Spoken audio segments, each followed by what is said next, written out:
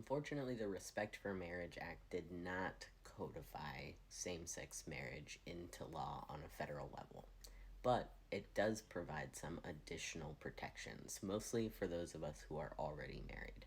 The Respect for Marriage Act did two main things. First, it made it so that all states have to recognize a license of a same sex couple.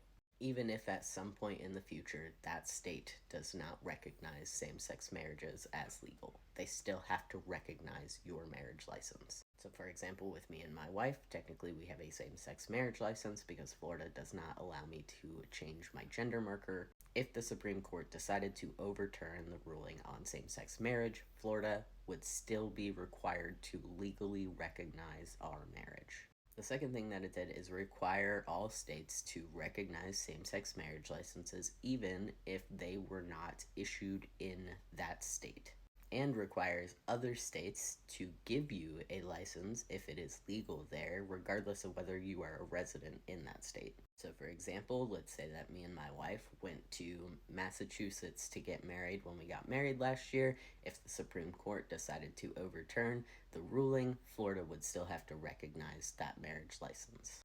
But what the Respect for Marriage Act did not do was say that all states are required legally to issue same sex marriage licenses.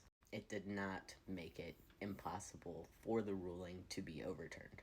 They could still overturn it, but your states would be federally required to still recognize the existing marriages that are already in place. And in the event that it is overturned, if you are not currently married, you would then have to travel to a state where it is in the constitution of that state for you to be allowed to be married, to get your license, and then your state would have to still recognize that. And no, this is not fear-mongering, there's not a reason to panic, but it is important to know what is currently going on and what your protections and rights are if something were to move forward with this case.